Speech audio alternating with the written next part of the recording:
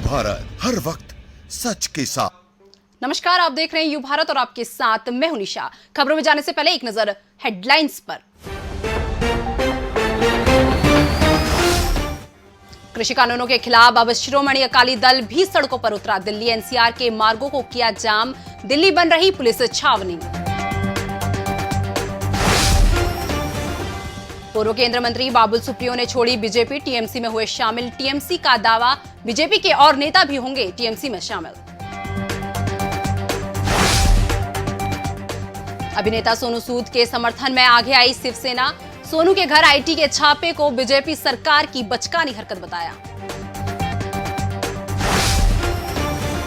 राज्यसभा की 2 सीटों के लिए बीजेपी ने उम्मीदवारों के नाम तय किए। मध्य प्रदेश से एल मुरुगन के नाम पर लगाई मोहर। और रविवार से यूएई में इंडियन प्रीमियर लीग के होंगे मुकाबले। 31 मैच खेले जाएंगे, फाइनल 15 अक्टूबर को। अब खबरें विस्तार से। केंद्र की मोदी सरकार के तीनों कृषि कानूनों के खिलाफ अब शिरोमणि अकाली दल भी सड़कों पर उतर आया है। पार्टी के मुकाबले पर राजधानी दिल्ली में बड़ी संख्या में किसान जुटे। किसानों ने संसद मार्च निकाला। हालांकि किसानों को रोकने के लिए भारी पुलिस बल लगाया गया था। शुक्रवार को शिरोमणि अकाली दल की अगुवाई में संसद मार्च को लेकर दिल्ली एनसीआर के मार्गों पर यातायात परिवर्तन करने के साथ सुरक्षा भी कड़ी की गई। इसी कारण दिल्ली में जगह जगह जाम लगा रहा। बीजेपी से नाराज चल रहे पूर्व केंद्रीय मंत्री बाबुल सुप्रियो ने शनिवार को टीएमसी में शामिल हो गए। बताते चले कि हाल ही में हुए विधानसभा चुनाव में वो हार गए थे। उसके बाद उन्हें मोदी मंत्रिमंडल से हटा दिया गया था। मोदी मंत्रिमंडल से हटाने के बाद वो पार्टी से नाराज चल रहे थे। हालांकि उन्होंने राजनीति छोड़ने के संकेत दिए थे। इसके बाद टीएमसी नेता कुणाल घोष ने कहा कि भाजपा के कई नेता टीएमसी नेतृत्व के संपर्क में हैं। कई नेता भाजपा से संतुष्ट नहीं हैं। राज्यसभा की खाली हुई सीटों पर हो रहे उपचुनाव के लिए बीजेपी ने अपने उम्मीदवार की घोषणा कर दी है। बीजेपी ने असम के केंद्रीय मंत्री सर्बानंद सोनोवाल और मध्य प्रदेश से केंद्रीय राज्य मंत्री एल मुरुगन को अपना उम्मीदवार बनाया है। वहीं कांग्रेस ने मध्य प्रदेश की खाली हुई राज्यसभा सीट के लिए उम्मीदवार नहीं उतारने का फैसला किया। उम्मीदवार नहीं उतारने की स्थिति में भाजपा के विधायकों की संख्या ज्यादा होने के कारण एल मुरुगन आसानी से इस सीट से चुनाव लड़ सकेंगे। फिल्म अभिनेता सोनू सूद के ठिकानों पर आयकर विभाग की कार्रवाई के बाद सियासत तेज हो गई है। आम आदमी पार्टी के बाद अब शिवसेना खुलकर सोनू सूद के समर्थक में आ गई है। शिवसेना ने मुखपत्र समना में कहा कि भाजपा सोनू सूद को अब इसलिए नहीं पसंद करती क्योंकि वो केजरीवाल सरकार के एक कार्यक्रम के ब्रांड एम्बेसडर बन गए हैं। बता दें कि 2 दिन पहले अभिनेता सोनू सूद के 6 ठिकानों पर इनकम टैक्स डिपार्टमेंट ने सर्वे किया था। अब शिवसेना ने भी सोनू सूद का समर्थन किया है और कहा है कि भाजपा ऐसा करके बचकाना गेम खेल रही है। यूथ कांग्रेस के राष्ट्रीय अध्यक्ष श्रीनिवास बीवी ने स्मृति ईरानी का एक वीडियो शेयर कर एलपीजी सिलेंडर की बढ़ती कीमतों को लेकर उन पर तंज किया है।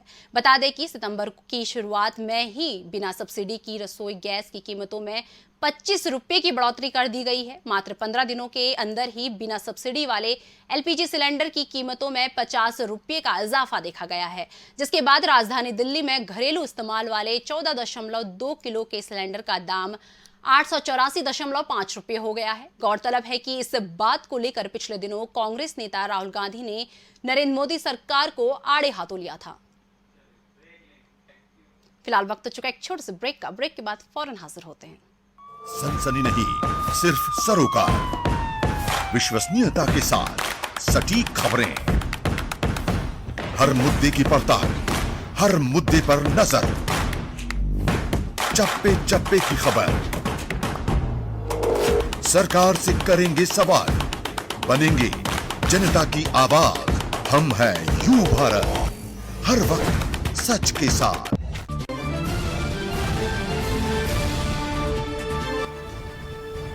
यू भारत यूनाइटेड भारत ये चैनल लॉन्च हो रहा है। मुझे पूरी उम्मीद है कि मध्य प्रदेश और भोपाल और देश के लिए एक चैनल अच्छा साबित होगा और जो जनता में इस टाइम ताई ताई मची है और जो जनता की मूलभूत सुविधाएं जो सरकारें ना दे पाती हैं उसको उजागर करने में ये चैनल और इनकी टीम उसका एक सहारा बन सकेगी।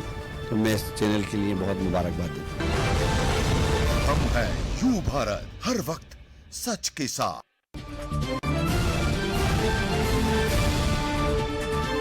मैं बहुत हर्षित और प्रसन्नचित हूँ ये जानकर कि यू भारत के नाम से एक नया मीडिया का मंच हम सब के लिए उपलब्ध है।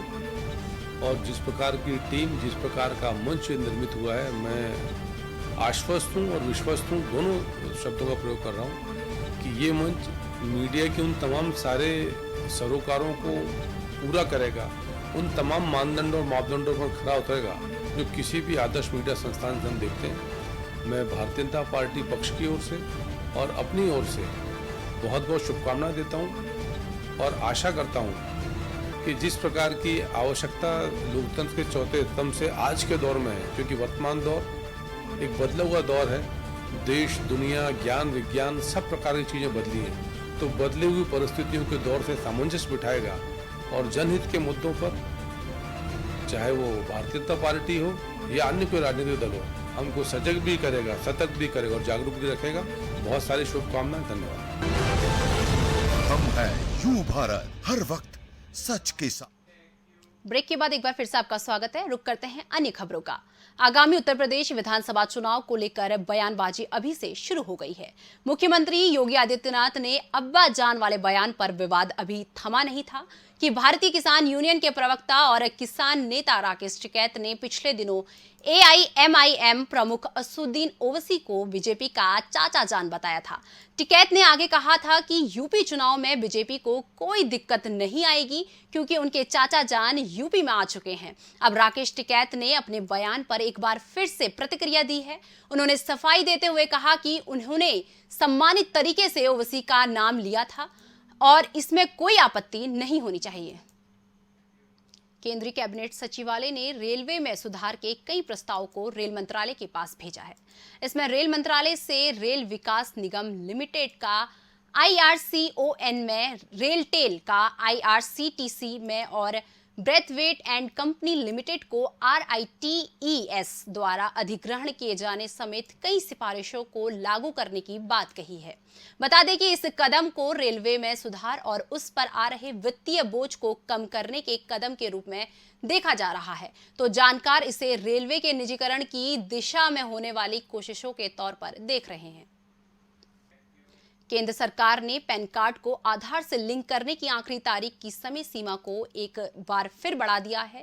पहले 30 सितंबर 2021 इसकी आखिरी तारीख थी, जिसे अब बढ़ाकर 31 मार्च 2022 कर दिया गया है।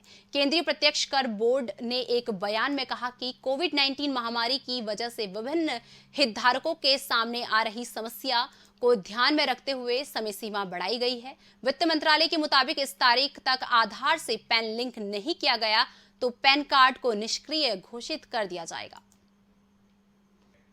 इंडियन प्रीमियर लीग के 14वें सीजन के दूसरे चरण की शुरुआत रविवार 19 सितंबर से UAE में होने जा रही है। इस चरण में कुल 31 मुकाबले खेले जाएंगे, जिसका फाइनल मुकाबला 15 अक्टूबर को खेला जाएगा। पहला मुकाबला 19 सितंबर को मुंबई इंडियंस और चेन्नई सुपर किंग्स के बीच खेला जाएगा। फिलहाल इस बुलेटिन में बस इतना ही। मुझे दीजिए इजाजत। नमस्कार।